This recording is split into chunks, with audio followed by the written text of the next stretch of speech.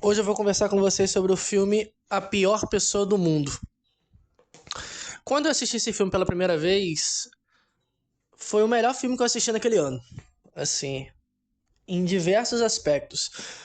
Eu já trabalhei nesse canal alguns filmes de romance, entre aspas, romances reais, né? Romances onde os personagens têm defeitos, têm paixões, traem, discutem, se enganam uns aos outros, né? Romances que não estão dentro desse pacote de Titanic, digamos assim, né? Apesar de Titanic não ter um final feliz, mas eu sempre gosto de trabalhar e de pensar em romances reais, com pessoas reais. Esse filme não é um romance, dentro desse ponto de vista, mas é um romance de um retrato cru e real de muitas mulheres. Apesar de não ser uma mulher, obviamente, acho que esse filme, para uma mulher, possui um impacto muito maior do que para um homem, né? O filme fala de Julie, que nós já somos apresentados a essa personagem como alguém que é indecisa, do tipo, ela começa o filme na faculdade de medicina, ela larga a faculdade de medicina porque ela vê que ela não quer cuidar de corpo, mas ela quer cuidar da alma do ser humano. Então ela decide fazer psicologia, ela larga a psicologia porque ela vê que ela não quer cuidar da mente das pessoas, mas da imagem, né? Fotografia. É uma personagem indecisa. Eu estou usando de propósito esse termo aqui de indecisa. Por quê? Ela tem 30 anos de idade, uma idade que tem um certo peso em alguns contextos culturais, né? Em alguns tipos de pessoas. E ela não conquistou nada. A mãe dela e a avó dela, na idade dela, já havia construído algo. Quando eu digo construir algo, por exemplo, filho, trabalho, carreira, uma casa, um marido, casamento, enfim, ela não tem nada. Ela tem 30 anos e não tem nada, não conquistou nada. Quando eu digo assim, olha, ela tem 30 anos e não conquistou nada. Em relação ao quê? Né? É a pergunta que podemos nos fazer. Por quê? A maioria das pessoas vivem suas vidas quase que disputando uma com a outra, com a vida do outro. Do tipo, olha, eu tenho um Celta, o outro ali tem um gol. Se eu não tenho um gol, mas tenho um Celta, significa que eu não conquistei um gol. Temos sempre em mente que conquistar algo está sempre dentro do registro do trabalho, dos relacionamentos, da carreira. Esses três pontos aqui na vida da Julie, assim, estão completamente confusos. Nem carreira, nem trabalho e nem relacionamento. Ela começa então a ter uma crise. É um filme extremamente angustiante, né? Apesar de ser uma comédia barra romântica, é um filme bem melancólico em certos momentos, mas que consegue retratar de uma forma crua exatamente essa questão de conquistar algo, de decidir algo. Nessa primeira parte do filme, nessa primeira camada do filme, você assiste e pensa a respeito disso. Bom, mas ela está se sentindo frustrada por não ter conquistado nada, isso acontece com algumas pessoas, isso não é incomum. Só que nós precisamos ter em mente que é uma mulher europeia de 30 anos e há toda uma questão em torno da geração de mulheres da família dela. A avó dela e a mãe dela, na idade dela, tinha outras coisas que ela não tem. Ou melhor, tinha coisas que ela supostamente não tem. No caso, nem uma carreira, nem trabalho e nem um relacionamento. Só que esse filme, ele tem várias camadas. A primeira camada é essa, que você pode assistir e pensar, é um filme sobre uma mulher com crise de 30 anos, que não conquistou nada, os relacionamentos dela dão errado, ela fica às voltas entre o amor e o desejo, qual profissão seguir, o que ela vai conquistar. Pode ser um filme, nessa primeira camada, de uma personagem que não sabe muito bem quem é ou o seu lugar no mundo. Clichê demais, simples demais. O filme vai muito além disso. Há uma segunda camada que eu particularmente acho muito interessante do ponto de vista da psicanálise, que é justamente o fato dela ser indecisa, dela não saber muito bem o que quer. E quando não se sabe muito bem o que quer, preste atenção, do ponto de vista da psicanálise, quando estudamos a estrutura histérica, que é a estrutura que eu mais trabalhei nos meus grupos de estudo, muita gente pensa assim, ela é histérica, ela é muito indecisa, ou a histérica é muito confusa. É preciso tomar muito cuidado com isso daqui. Por quê? Preste atenção. Imagine que você chega para uma criança e coloque na frente dela um choquito e um prestígio. Aí você diz assim para ela, olha, escolhe um. Se ela escolhe o choquito e come o choquito, ela perde o prestígio. Se ela escolhe o prestígio e come o prestígio, ela perde o choquito. Escolher é sempre perder. Toda escolha é uma renúncia. Se ela não escolhe nenhum dos dois, ela continua desejando comer os dois. Quando você realiza o desejo, isso do ponto de vista do inconsciente, quando estamos estudando histeria, realizar o desejo é matar o desejo. Quando você estuda histeria em Freud, principalmente no sonho da Bela Açougueira, ele nos mostra a questão do desejo insatisfeito e do desejo de um desejo insatisfeito. Que a histérica procura inconscientemente manter-se insatisfeita. Ela se protege, ou melhor, é uma espécie de uma proteção contra um possível gozo que ela não suportaria. Dito isso de uma forma mais simples, didática e tranquila, né, sem adentrar muito em conceitos lacanianos, é como se esse desejo insatisfeito fosse uma proteção. A histérica, no seu discurso, na análise, na vida, há sempre essa marca de insatisfação. Em alguma área, assim, seja no trabalho, eu não me sinto valorizado nesse trabalho, eu quero mudar de profissão. Às vezes, não estou generalizando, isso aqui é muito importante de pontuar com vocês também, não estou generalizando, mas é um traço muito presente na histeria, não a indecisão em si, ou a ser uma pessoa confusa, mas é o fato de escolhas. Toda escolha desse sentido, né? Do tipo, olha, por exemplo, às vezes uma moça histérica, de uma estrutura histérica, tem um ano, 365 dias. Ela muda de curso umas 3 vezes. Olha, eu vou fazer direito porque a minha mãe fez direito, a minha avó é advogada, ou porque eu assisti Suits, sei lá, qualquer outro motivo eu vou fazer direito. Dura 2, 3 meses, larga. Não, eu não quero fazer direito, não. Quero fazer engenharia ambiental. Gosto muito disso, daquilo. Não quero fazer engenharia ambiental. Quero fazer um curso de fotografia. Tá sempre mudando. Então, assim, um obsessivo, por exemplo, se ele começa um curso, ele vai até o fim. Dificilmente ele vai largar um curso assim. Ou, por exemplo, fiz tal coisa, não gostei, mudo. Dificilmente, assim. Se um obsessivo, por exemplo, começou uma aula de boxe, no primeiro mês ele já vai estar assistindo trilhões de vídeos de boxe, se empenhando demais para poder aprender tudo aquilo que ele supostamente acredita que deve aprender para se tornar um lutador perfeito, sendo que ele está na aula há um mês ainda, né? Então esse traço de indecisão, de confusão é muito perigoso quando você estuda a histeria e você acaba generalizando. Por quê? A estrutura clínica, ela não deve ser lida e estudada como se você estivesse lendo o DSM. Você não pode tomar a histeria, ela é histérica, então toda histérica tem um discurso insatisfeito. Toda histérica, no caso, né, possui um discurso que aponta uma insatisfação em alguma área da vida dela. Seja no amor, seja no trabalho, seja no sexo, seja nas suas relações.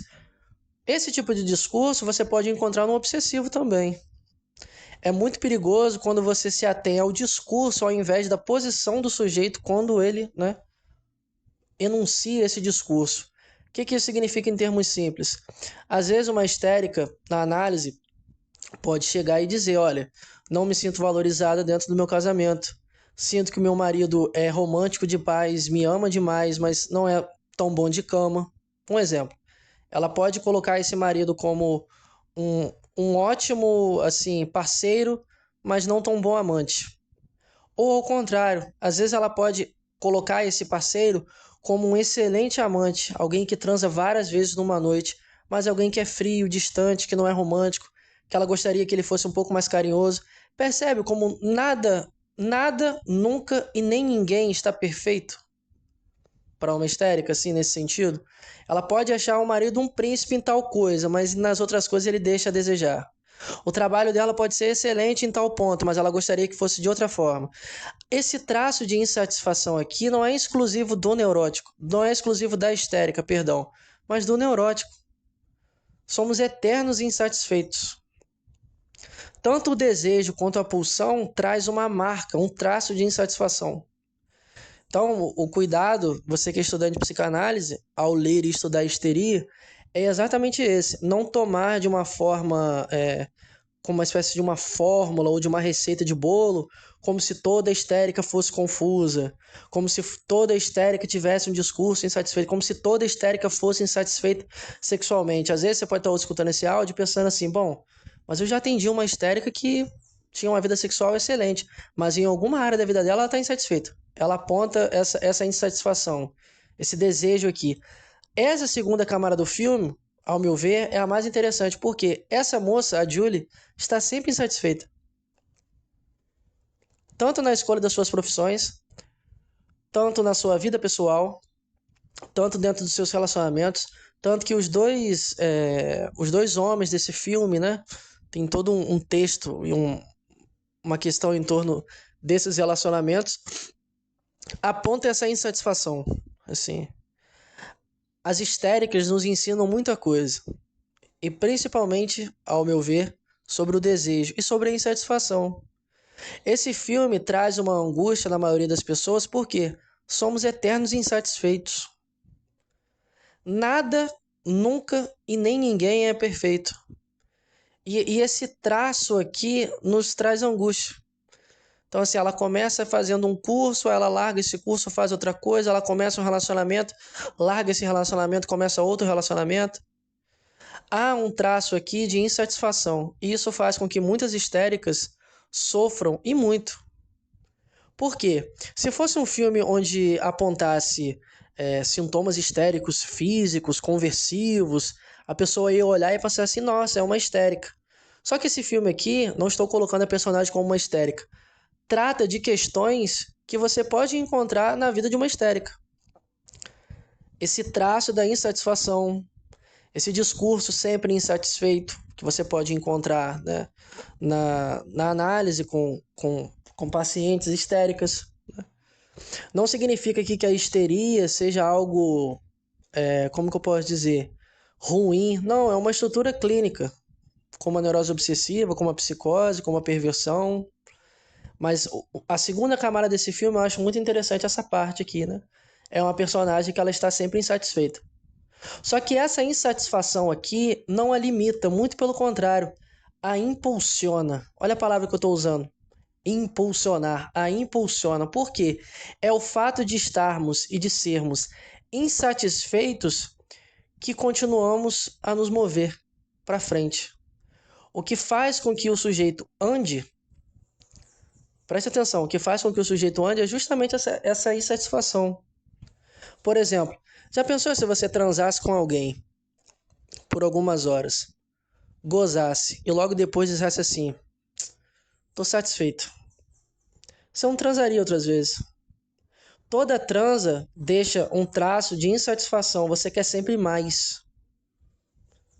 Você quer sempre mais, assim. Então, por exemplo, uma mulher ela pode transar com um cara umas 10, 20 vezes. Descansar um pouquinho e ir de novo. Um homem não. Inclusive tem até uma cena no filme Pobres Criaturas que a Bella pergunta, né, ao Duncan se ele tem se há algum problema fisiológico ou da condição dos homens. Porque um homem ali, né, ele, por exemplo, deve ter gozado umas 2, 3 vezes e depois ele precisa descansar ou dorme. A mulher não, pode gozar várias e inúmeras vezes, né? Mas perceba que no final de uma transa sempre há esse traço de insatisfação.